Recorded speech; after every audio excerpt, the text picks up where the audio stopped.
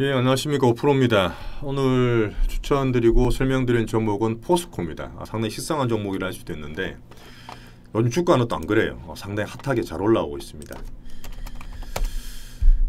주가가 지금 뭐 작년에 성장주 보는 것 같죠? 예, 지금 이게 주봉이긴 한데 일봉을 한번 보여드릴게요.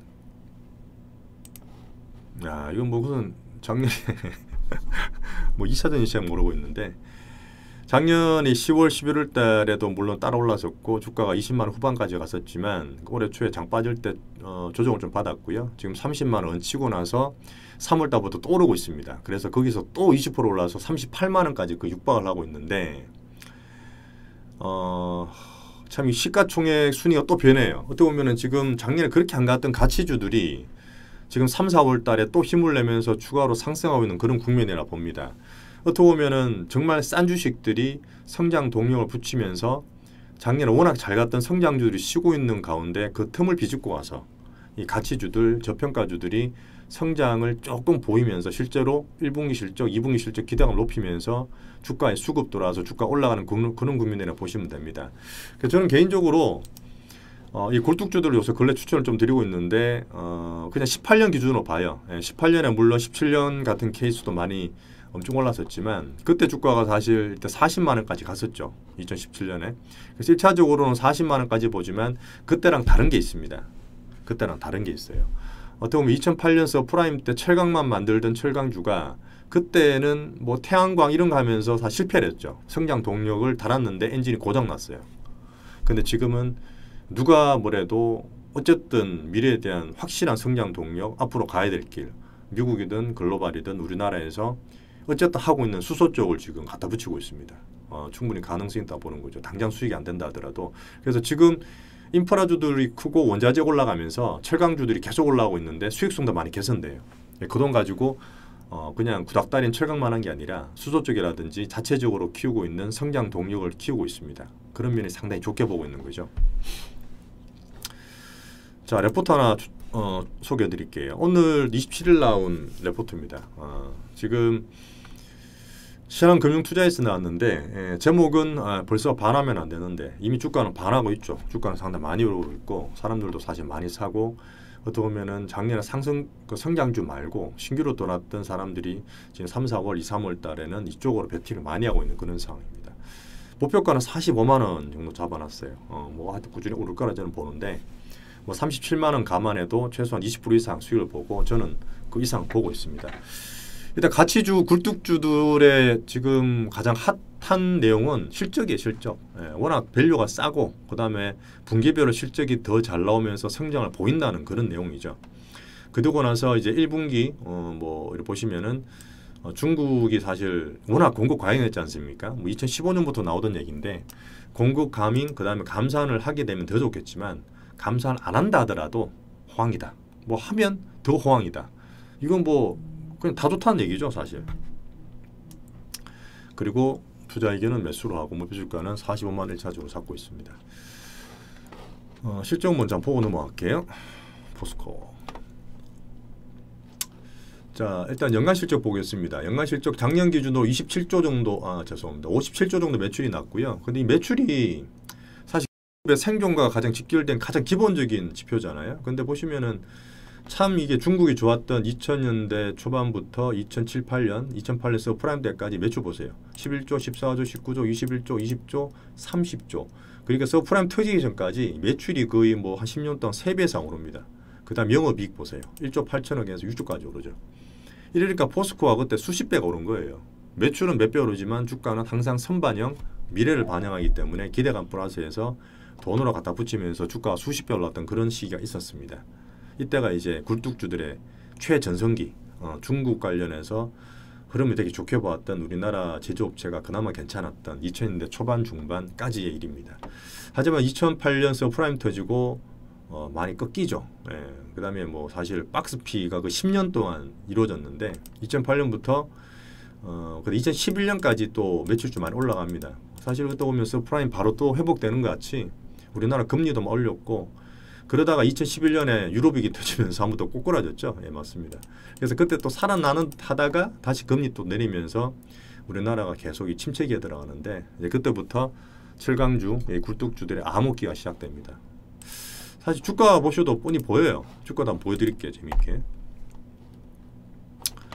자, 월봉을 보여드리겠습니다. 아까 말씀드렸던 2000년도 초반에 중국이 살아났던 이때죠. 이 주가가 이제 8만원, 7만원 이럴 때인데 이때가 2001년도, 뭐 2002년 월드컵 때고 이때부터 오르기 시작하죠. 카드 대란 2003년부터인데 이 적립식 펀드를 감안한 그때 간접 투자 붐이 엄청 불었습니다. 뭐 작년에 우리는 개인들 직접 투자가 많이 들어오곤 했는데 이때는 사람들이 직접 주식을 사지 않고 펀드를 통해서 적립식 붐이 불면서 뭐 변액보험, 보험사, 뭐 적립식 펀드 온갖 게 나오면서 정권사에 돈이 들어와서 주식형 펀드가 그 15조 이상 되었던 뭐 지금 뭐 정식 개인 예탁금이 비용 얼마 안 되는 것 같지만 그때는 상당했어요.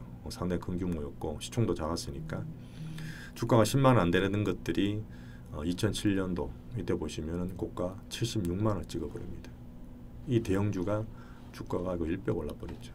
네, 이때는 진짜 누구나 좋았던 중국의 수혜를 많이 받았던 이러면서 우리나라가 중국의 수출 비중, 매출 비중이 25%까지 갔던 아직은 못 고치고 있는 중국에 속해 있을 수밖에 없는 그런 기간이라 보시면 됩니다. 그리고 서프라임 때 박살이 나서 다시 반토막이 나고 다시 반등을 주어서 다시 살아난다 하다가 유럽이 터지면서 다시 떨어지죠. 그리고 지수는 박스권인데 이 성장이 없고 이 굴뚝 산업이고 이런 것들은 10년 내내 빠집니다. 예. 그래서 65만 원짜리가 다시 16만 원까지 빠지고 2017년 18년 MB 그 문통이 들어오면서 다시 한번 살아나는 듯 하다가 40만 원 갔다가 다시 미중 패권 전쟁 터지고 코로나 터지면서 주가가 다시 15만 원까지 떨어집니다. 그리고 지금 다시 올라오고 있죠. 자, 아까 신한금융에 의하면 이 30만 원 후반에 있는 주가가 얼마까지 간다 봤습니까? 45만 원대까지 본다. 뭐 기술적으로 봐도 되는데 이거는 2011년 그리스 위기 터지고 약간 지지를 받던 그 구간을 보시면 됩니다. 사실 그때에 비했을 때는 지금 뭐 철강주나 이쪽 굴뚝 사업이 상당히 많이 죽었죠. 왜냐하면은 그때 이후로 AI다, 4차 산업이다, 자본주의학적이다. 어떤 미국에서 소프트웨어를 강조해서 빅데이터나 사람 고용보다는 돈으로 그 다음에 어떤 온라인 쪽으로 돌리는 그런 산업이 지금 10년 내내 각광을 받고 있는데 뭐 저는 그 큰 추이가 바뀌었다 보진 않아요.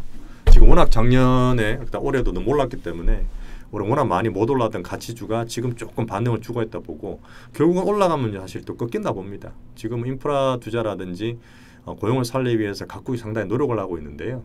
그런 면에서 지금 얘들이 좀 반등을 주고 있다 보고 어쨌든 세계는 변하고 있죠. 시대는 변하고 있고 이것도 반등을 주고 이 저밸류가 조금 해소가 되면 저는 또 꺾인다 봅니다. 뭐 그 전까지는 최소한 다음 분기 실적 나오는 7월 달까지 3개월 정도 남았지 않습니까? 그 전까지는 이 굴뚝주는 관심을 좀 가지시는 게 좋다 봐요. 따지면 사실 단기죠. 장기 투자는 아닙니다. 자, 그래도 뭐 지금 뭐 수익 잘 나고 있고요. 주가로 봤을 때 20, 30%는 제가 충분히 보고 있습니다. 저는 뭐 45만 원, 50만 원까지 보고 있기 때문에 그 전까지는 충분히 실적이 괜찮고 기대가 살 수 있을 거라 봐요. 왜냐하면 정부나 전 세계에서 인프라나 지금 원자재 쪽 이쪽 그 인플레 쪽이 나오기 때문에 이쪽은 사실 저밸류에서 플러스 성장이 부각될 수 있는 그런 시기라고 봅니다. 자, 이제 시간이 별로 없기 때문에 가볍게 이제 레포트를 가볍게 최대한 빨리 넘어가서 한번 훑어보도록 하겠습니다. 일단 말씀드렸던 실적이 되게 좋습니다. 뭐 중국 감사원도 지금 한다 말이 많죠. 중국은 지금 증시 보시면 아시겠지만 올랐다가 많이 빠져서 지금 하고 있는 이유가 버블을 되게 겁을 내요. 2017년도도 중국이 엄청나게 올랐다 빠진 적이 있고 15년도도 살짝 살리려다가 미국 달러 엄청나게 바꾸면서 15년에 급락한 적이 있습니다. 그래서 그때부터 공급 과잉이 아직까지 고생하고 있는 나라가 중국이에요. 그래서 얘들도 버블을 상당히 두려워하고 사회주의긴 하지만 돈을 상당히 잘 다루는 나라입니다. 원래 이게 왕서방이 상인으로 상당히 유명했지 않습니까? 그래서 중국은 지금 오히려 긴축을 하고 있고 어떻게 보면 버블을 끄주기 위해서 되게 노력을 하고 있는데 그래서 공급 과잉됐던 것들을 꾸준히 누르고 있어요. 부동산도 누르면서. 그래서 중국이 감산을 할 수도 있고 못할 수도 있습니다. 꾸준히 하듯이.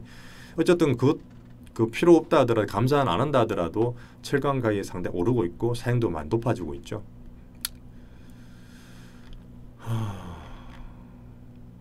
뭐 분기 실적은 아까 보셨다시피 계속 안 좋던 것들이 지금 올라간다 보고 하지만 2021년 정도 올라면 약간 또 이게 약간 정체화되기 때문에 계속 가지는 못할 거예요. 주가는 항상 미리 땡겨 쓰는 거 맞죠.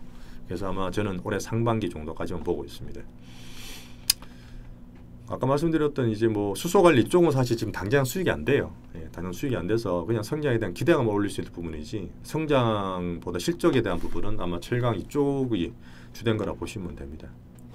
일단 중국도 보시면 어쨌든 간에 인프라 투자 들어오면서 꾸준하게 지금 월별 조항 생산량이 올라오고 있는 상황이죠. 사실 원자재나 이쪽은 뭐 중국이 전 세계에서 워낙 큰 비중을 차지하기 때문에 중국이 긴축을 한번 한다 하더라도 이 지표를 보면서 우리가 흐름을 찾을 수밖에 없습니다. 그래서 중국은 그런 긴축 구간에서도 어쨌든 간에 산업들 생산들이 올라오고 있으면서 이 지표들은 괜찮은 그런 상황이에요.